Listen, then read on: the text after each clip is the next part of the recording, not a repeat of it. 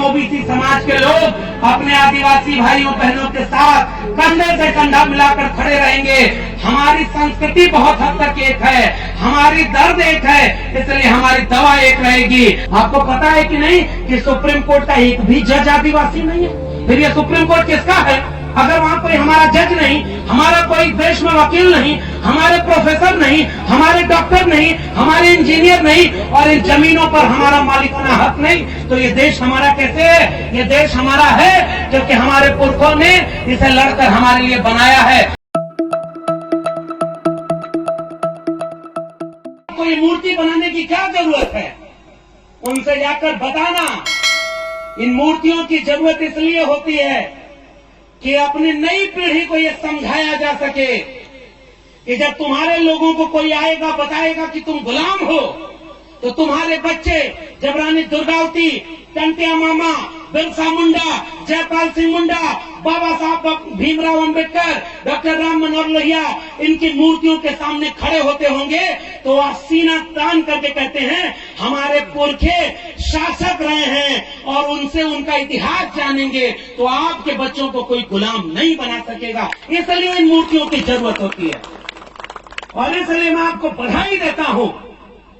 किसी देवी देवता, किसी और की मूर्ति बनाने की बजाय आपने अपने पुरखों की मूर्ति बनाने का काम किया है। और अभी आनंद राय जी और हमारे प्रोफेसर जितेंद्र मीणा, हम लोग जब आ रहे थे तो इनकी तस्वीर एक सोशल मीडिया पर देखी। एक गांव है जहां 5-5 मूर्तियां एक साथ हैं। मैं तो आपको बधाई देता हूं। जहां मूर्ति लगी होगी बड़े दिनों तक तो आसपास कुछ लोगों को नींद नहीं आ रही होगी। सही है कि गलत? क्या बहुत आसान है क्या ये मूर्तियों को लगवा देना? लोग बेचैन हो रहे होंगे।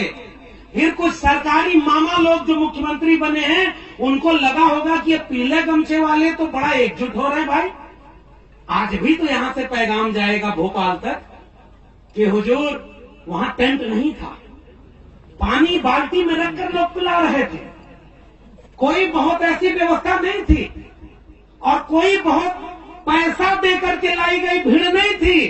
फिर भी ये पीले गमछे वाले अपनी प्रकृति के सामने इम्तिहान देते हुए पूरे दिन बैठे रहे और उनसे आपको डरना चाहिए। और भोपाल वालों आज आपको नींद नहीं आ रही होगी, ये हमें भरोसा है।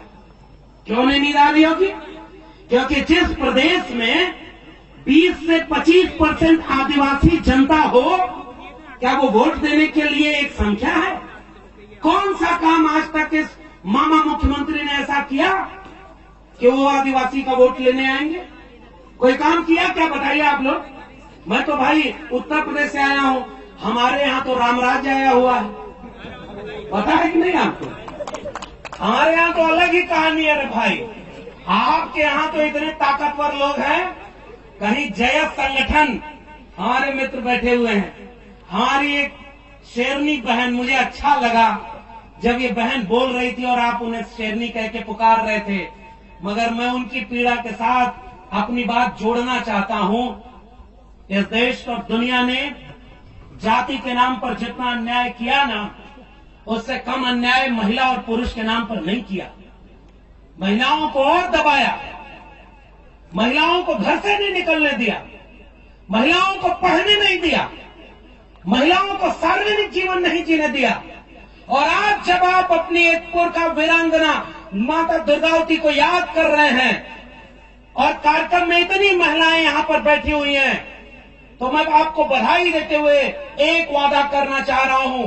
हाथ उठाकर वादा करना, भूखे रहना, प्यासे रहना, एक कपड़ा कम पहनना, लेकिन अपने घर के बेटा बेटियों को और खासकर महिलाओं को शिक्षा जरूर दिलाना ताकि वो आंख में आंख मिला करके अपने वक्त के तनावों को लड़ सके। और तब जब कोई शिक्षित होता है, जागरूक होता है, तब ये बहन जैसा कोई बोलता है। और आज मैं इस बात से भी बहुत गौरवान्वित महसूस हुआ कि ये जो निवारदी गांव है, इसके बगल निमावर गांव और हमारी बहन भारती बैठी हुई। हमने खबरों में पढ़ा कि ये धरती आज भी सोने चांदी पैदा करती है, अनाज पैदा करती है, हीरे जवाहरात पैदा करती है, लेकिन इस देश को कुछ लोगों ने ऐसा जाहिल बना दिया कि इंसान नहीं पैदा कर पाती और हैवानों जैसा काम इसी नेमावर में हुआ। हम यहां से कड़ी निंदा करते हैं और खबरदार करना चाहते हैं।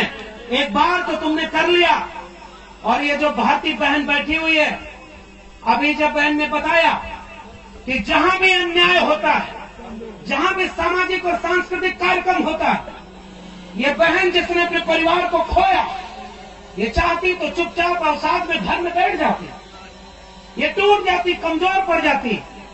लेकिन जब मुझे पता चला कि ये हर आंदोलन में खड़ी होती है और यहां भी आज का आपके सामने कंधे से कंधा मिलाकर खड़ी है, तो मैं आपको बहन ये वादा करना चाहता हूं कि हम शर्मिंदा हैं कि हमारी आंखों के सामने ये सब हुआ और हम कुछ न कर सके। लेकिन हमारी हिम्मत भी आपको मिले, आप निडर होकर के हमेशा खड़े रहना। आपके भाई आपके साथ खड़े रहेंगे ताकि हर मुश्किल में आपको अकेला न महसूस हो।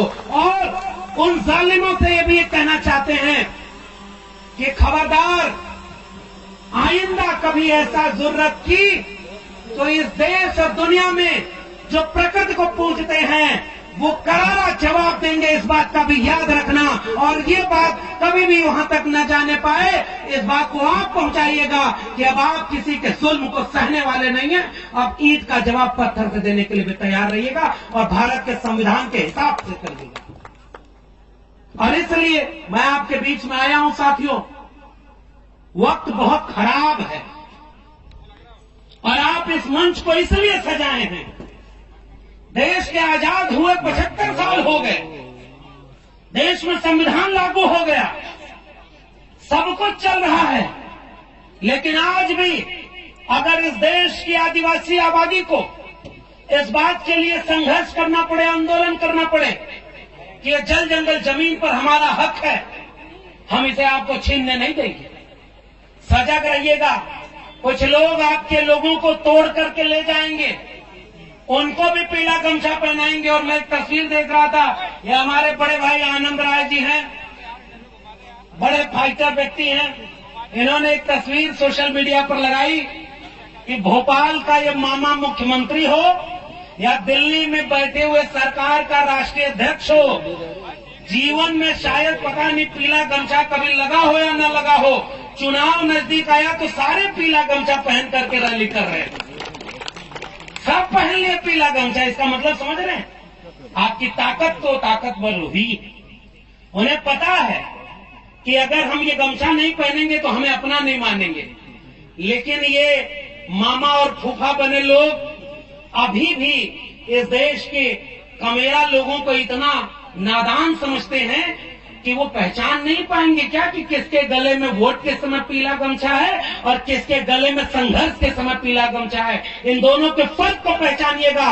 जो मौसम बदलने पर रंग बदल करके आपका वोट लेने आएंगे, सजग रहिएगा। किसानों पर गोली चलवाने वाले, आपके जल जंगल जमीन को छीनने वाले, इस देश का संविधान बदलने की बात करने वाले, इसे हिंदू राष्ट्र बनाने की बात करने वालों को एक वोट भी गलती से मत दे दीजिएगा।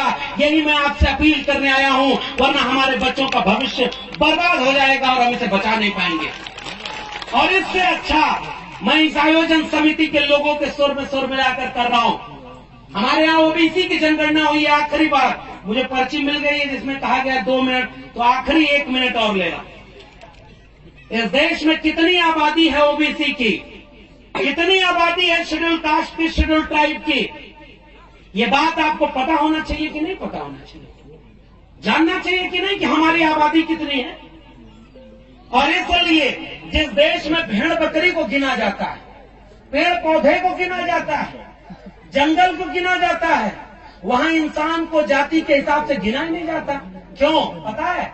बिहार अभी जाति जनगणना करवाया है, और जाति जनगणना करवा के बिहार में क्या पता चला पता है? मध्य प्रदेश और महाराष्ट्र के बॉर्डर इलाके में मैं हूं और यहां से आपको एक पैगाम देना चाहता हूं। बिहार ने जब जाति जनगणना कराई तो पता चला कि 85 से 90% वो लोग हैं जो SC ST OBC में बांट दिए गए हैं, जो हाथ से श्रम करके अपनी मेहनत से गुजारा करते हैं और 10% केवल वो लोग हैं जो परजीवी हैं, हमारी मेहनत के ऊपर परजीवी बन के गुजारा कर रहे हैं। केवल 10% है। अब असली खेल क्या समझ में आया? जिनकी आबादी 10%, उनके प्रोफेसर 90%, उनके डॉक्टर 90%, उनके पास जमीन 90%, उनके पास संपत्ति 90%, उनके पास बिजनेस व्यापार 90%, और हम 90% लोगों के पास 10% भी ये चीज नहीं। बताओ, हमारे ये प्रोफेसर जितेंद्र मीणा दिल्ली विश्वविद्यालय से आए हैं। हमने आरटीआई लगा के पता किया है 2020 तक इस देश के केंद्रीय विश्वविद्यालयों में 1% भी शेड्यूल्ड ट्राइब का प्रोफेसर नहीं है। अगर आबादी आपके 8 से 9% है तो आपके क्या 8 से 9%, 10% प्रोफेसर आदिवासी के नहीं होने चाहिए? आपको पता है कि नहीं कि सुप्रीम कोर्ट का एक भी जज आदिवासी नहीं है? फिर ये सुप्रीम कोर्ट किसका है?